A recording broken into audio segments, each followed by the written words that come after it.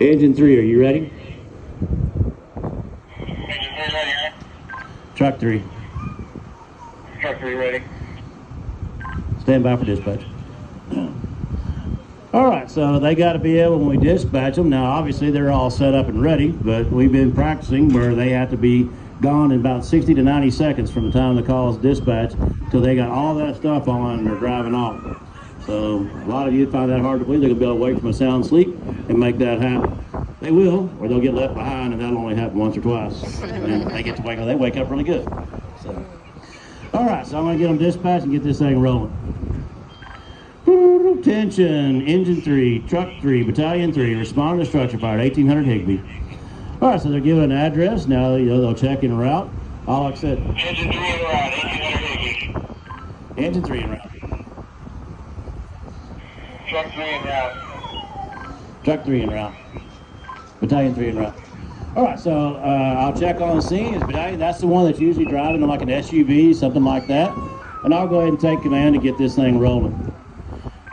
Battalion 3 is on scene. I got a 2-story residence, smoke showing. Battalion 3's got command. So dispatcher, repeat that back to me. What I'm saying there is, I'm telling them what we got. 2-story house, got a lot of smoke showing, and I'm taking command. That's telling, hey, I'm the one that's going to be calling the shots. Engine 3 on scene. Engine 3 on scene. Engine 3 from command. Engine 3 go ahead. Engine 3, take fire attack. Proceed, Engine 3 fire attack. Now all I have to do is stop him. Don't look that way. You've already seen that over there. That's boring. All the excitement. The excitement's over here. All right? We've seen that. That's just a little fireball. It's just a big candle.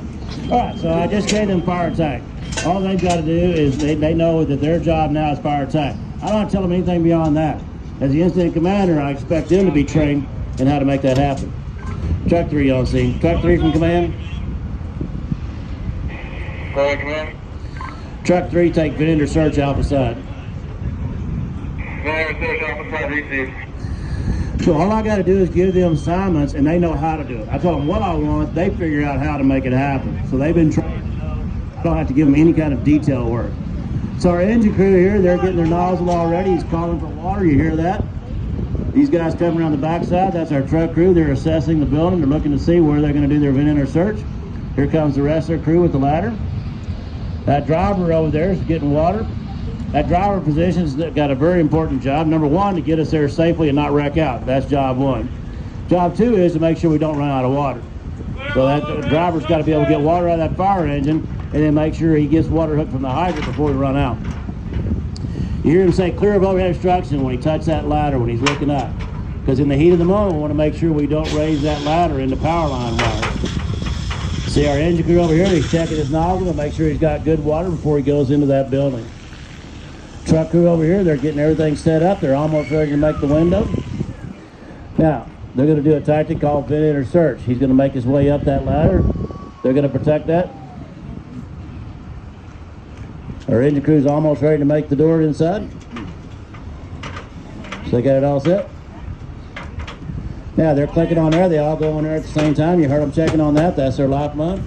Our truck crew, you see him watch him check the floor there. He's pounding that floor to make sure he doesn't make an express trip back down to the first floor by stepping off and there's not a floor there. So that's job one. See our engine crew making their way in. Our truck crew over here, they're going in. You see them go in the window and then they disappear. What they're doing, they're making their way across that floor. They can't see. Engine 3, go. Receive engine 3, water on the fire. Now you start getting an ear for that. A lot of you, they may not have been very readable, but if you start learning how to hear what's going on. Sometimes we don't, but most of the time we can figure out. So you see that one firefighter standing at the top of the ladder. His job right there is to be that beacon for the crew that's inside. They have to stay within sight or sound of him. So he's in there telling them, hey, I'm right here, I'm right here.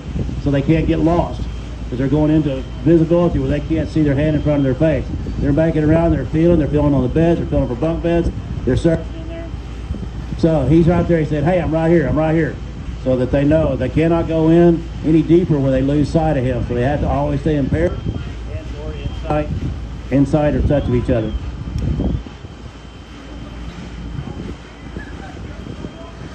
You see them making their way in there? Engine 3, go.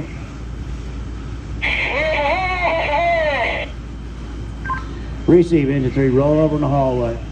Now, what he just reported was roll over in the hallway. What he's telling us, hey, I got a lot of fire rolling over my head here.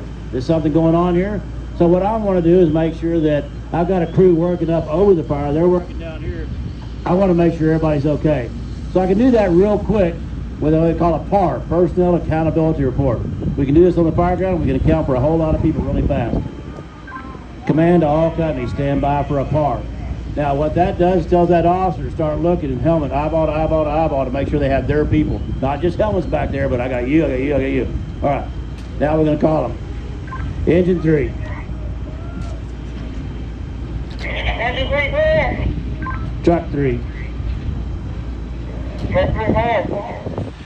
Dispatching command have a PAR on all companies. So we had a whole bunch of companies there, usually 5, 6, 7 companies there. We could PAR them all up real quick and account for everybody. Now you see them raising that door, they're ventilating. Truck 3, go. Receive truck 3, got a victim coming out. So he just reported they got a victim coming out the window right now. So he's telling me, hey, I'm about to bring the victim down. Our attack crew here, they open that up, trying to get that smoke out where they can see better what's going on. Now you see them make their way down. Now they want to get out. They've done their job. They need to get out. Now you'll notice when they come out, even with a victim like this right here, they don't just throw it down in the yard and run off. They have to stay with that victim until an instructor comes and says, hey, somebody has your victim. They can't just come out, stop them in the yard, and go running back in. So they want to take care of that victim. You know, we're all got it. That smoke should start clearing up here in a minute. If you kind of move this way, you'll maybe see some of the fire they're fighting on the other side there. There's a lot of fire on the back side of that garage right now. So,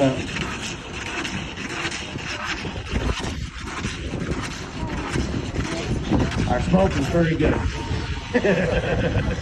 It's all non-toxic, the actual smoke. So we treat it all like it's the real deal. We make them wear air packs at all times. I was hoping it'd clear out enough to be able to see, but it may not. Alright, I'm going to go ahead and call the drill now. So, Engine 3, Truck 3, drill's terminated. Engine 3, Truck 3, drill's terminated. Alright, yay, there we go. Give them a